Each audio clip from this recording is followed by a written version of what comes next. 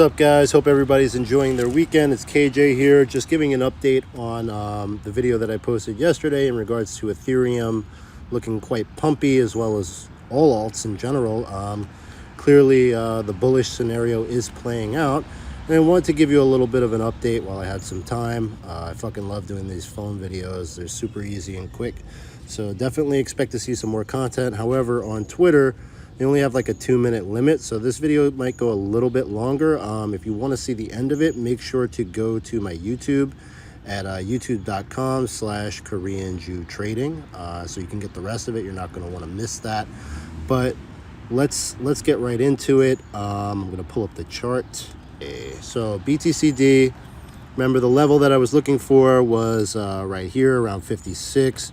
So you have this is just a bear flag. It's breaking down, and now your next area is around here or potentially here.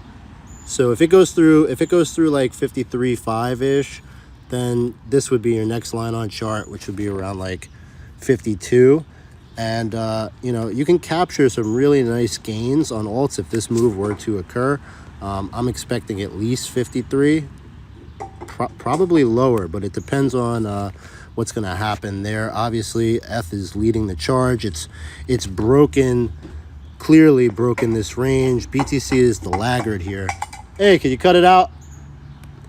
Like, if you look at BTC, still no cross. And you know, I think it probably will follow ETH, but like when we look at ETH/BTC, this is getting right back into this range, and I mean, it really moved up very quickly. So we might see BTC kind of catch up, and then alts, you know, some will move forward, some will move backwards versus the BTC pairing in the midst of the move.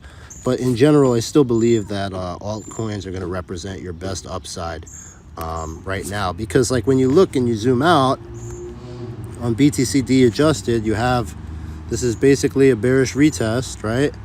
And you know, I wouldn't necessarily be looking to long a structure like this. There appears to be nice downside. This can go all the way back down here and even break the lows.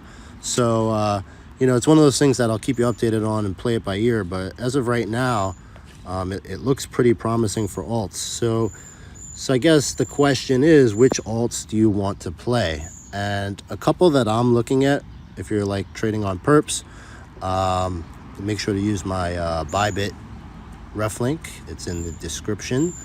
And if you do, there's going to actually be, I'm working on putting something together for the people that use it to kind of give back. So if you're kind enough to use my referral link, make sure to just save some sort of record of that. And in the future, I will definitely give you some sort of benefit for doing so. I appreciate you guys so much. So, you know, also make sure to give me some likes, subscribe, whatever you're going to do.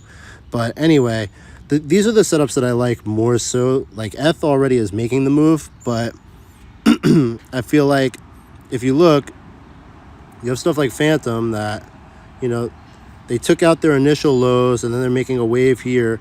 And when they cross, they're going to run all the way back up to like this neckline.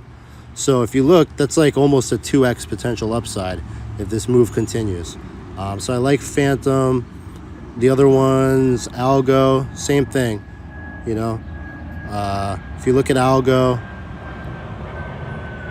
basically wave, you get the breakout across this MA, you can expect this second MA to get tested right into this cluster. So somewhere around here, not as much as Phantom, but there's nice upside there. And AVAX, same setup. Boop. Crosses this MA, it's going to this one. And it doesn't have to stop there. So like if we get this move and it goes up here, like this is where like you're gonna want to take some profit. Like, so basically if you're in those positions and we get those second MAs tested, it's gonna be like 50 to even 2x, 50 to 100% gains. Especially if you're trading on perps, it's like quite significant. So don't look a gift horse in the mouth. You're gonna want to make sure to kind of lock in some profit there. But just because we're hitting MAs doesn't mean, I mean, we could be bullish. You have to be open for that, because like if you saw my original video over a week ago for my reasons for being bullish, you know, that alignment of all those different criteria doesn't happen all the time. It typically happens at bottoms. So you know, the move that comes now could actually take a lot of people by surprise. And I'll be keeping an eye on it and posting videos and updates. If I see stuff I don't like, I will definitely keep you aware of it. So I appreciate you watching. Make sure to press that like button, subscribe, and I'll see you soon. Take care.